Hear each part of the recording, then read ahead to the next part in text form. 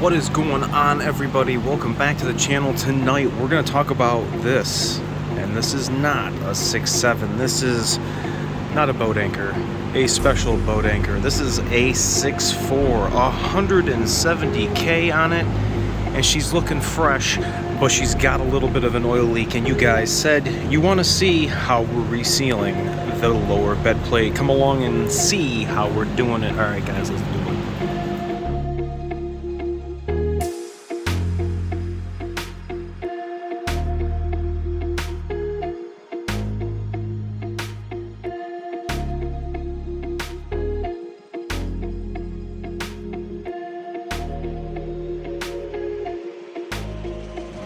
Alright guys, what is up? Make sure to hit that like and subscribe. Check this out. 6.7 has an upper oil pan. This isn't really considered an upper oil pan. This is kind of the girdle. We actually are having this coupled to the block. This is the bottom half of our main bearing caps of our crankshaft. The other half is the block.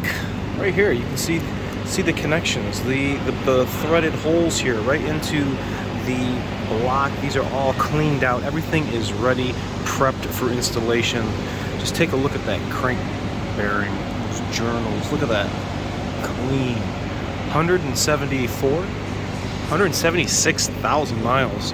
Wow, straight from the evergreen state. So somebody's doing something right, and it's been cared for its whole life, but now we have to fix some oil leaks. And unfortunately, to do the bed, I don't care what you say, you're not doing this in chassis. You have to remove the engine to properly do this, to remove the bed plate and thoroughly clean everything, because who wants to do this again? Not me, and neither should you. So here we are, bed plate. We have hot tanked everything. We had a misfortune with the crank sensor. If you guys know what I mean, this is the same as the 6-liter. The crank sensor hole is right there, and sometimes when the sensor gets rusted in and the O-ring gets all blah, sometimes the sensor can break. You can see the hole right there.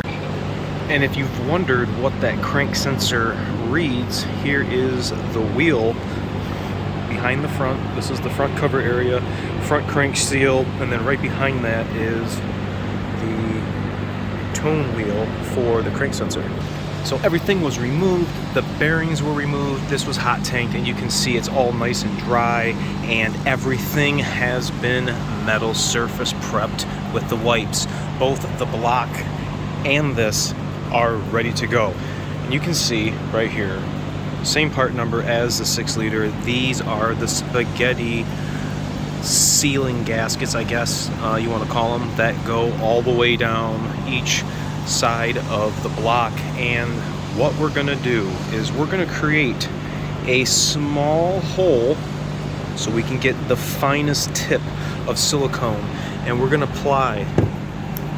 apply a bead of silicone all the way on the inside seam of this bed plate seal, all the way down on both sides. Now, being that this is already metal surface prep, you guys have seen my upper oil pan video and the crucialness of that, so that this TA31, the silicone you should be using, don't be using the TA357, that's a no-no. TA31. Once we get that, my coworker and I are going to flip the bed plate upside down and let it sit. We have some dowels. We have some dowels that is going to align the bed plate to the block, but we have all of the bolts. These are non-torque to yield, so these bolts are getting reused, but make sure you take note which ones are which, because some are longer and some are shorter, so we want to make sure those are going to go in their respective holes. But let's get to the silicone and pretty much show you the proper way to get this set up. Let's look at the shop manual so you guys can concur. Right here in the shop manual, step 12, apply a thin film of gasket maker to the bottom of the groove and the sealing surface of the lower crankcase when we install these seals. Now, it is going to make a complete mess when we load up that valley with silicone. So what I have found the best to do is apply another bead right to the inside groove of that. I have not had any come back with any oil leaks coming from this area. Ooh. Is that going to be small enough? That might work. That might be just enough. Here's the tip of my screwdriver so you can see how big that hole is. We're using the Milwaukee M12, and it's eventually going to come out.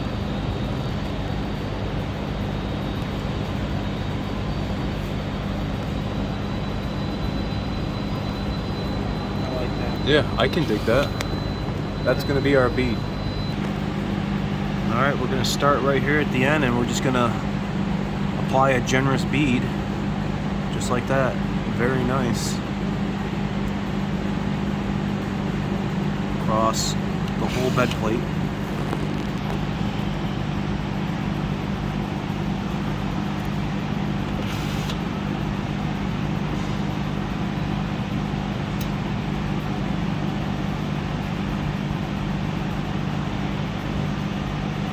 Oh yeah.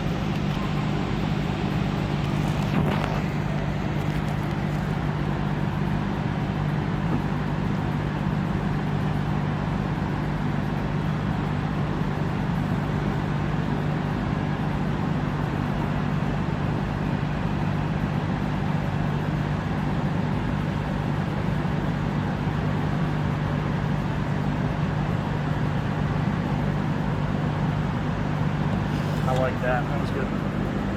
That looks really good. That looks really good. Damn lefties, you know. Don't even get me started. And one thing I want to say, when you're taking these out, when you're cleaning this, these bearings have to go back in their same spots. This one can't go here, this one can't go here. They can't be flip-flopped. They have to be going here. And what we are going to do is we're going to put a light film of oil on all of the bearings, and we're going to put a light film of oil here on the crankshaft. And what we're going to have to do is do a torque sequence times 3, and in between each torque sequence we are going to have to rotate this 360 degrees to make sure we have good lubrication getting through here on these bearings, and we want to make sure that everything's being tightened down evenly. We're not going to have anything binding. So right now we're going to get this thing rolling. We're going to flip it upside down and install. Check it out. Just set it down. Didn't have time to get my headset camera on. The long bolts, remember I was telling you about the 2 different size bolts? If I didn't, I think I wasn't recording at that time. There are 2 different size bolts. You want to make sure that you're putting the ones back in the same location, inboard, outboard. These bolts are not torque to yield. These are to be reused. Just make sure you clean the threads up, and also make sure to clean the bolt holes in the block out. That's really important. We don't want to get any hydro-locked condition where we're not achieving the proper torque, because if your main caps aren't torqued, buddy, you're gonna have a problem. So we got the torque spec already pulled up here in the shop manual. Just get these little zippity-doo-dah. Now what we can do, since we got so much space right here, these are, what size are these? 18. These are 18 mil. We're going to get an electric impact, and when we're torquing stuff, you always want to torque down the middle. So we're going to zigzag across right here in the middle, just going to sink them down. We're not, and then we're going to do the outsides, and then we're going to do our torque.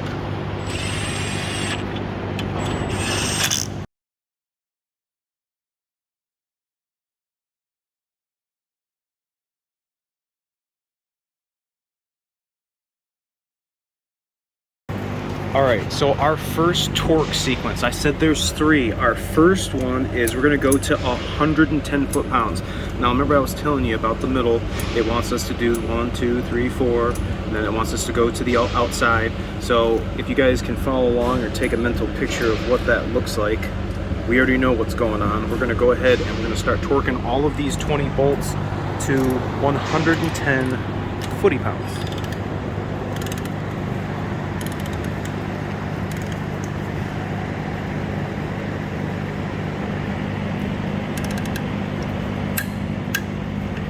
Achieved. Now he's going to go through all of these, and then I'm going to continue on when we're going to go for our first crankshaft rotation. We got 17 more of these to do, so it's going to be a minute. 110 foot-pounds, all 20. All right, first sequence is done. 110 foot-pounds all the way around, all 20 bolts. All right, we're going to get a pry bar. We pulled these bolts out. These are the crankshaft pulley bolts. I'm just going to get a pry bar and go right between those bolts, just like this. And we're going to rotate the crankshaft 360 degrees. You can hear we have the injectors and the glow plugs in, so you can actually hear the compression, the pressure seep back into the crankcase actually from the cylinders. There it is, 1 revolution. Now if you had an issue where you could not turn this after torquing, I highly recommend that you remove all these bolts, re-lubricate. Unfortunately, you have to clean all the silicone if that's what you did, and you're going to have to re-torque that down because in your torque sequence you didn't do something correctly. So this is the second torque sequence, and we are going to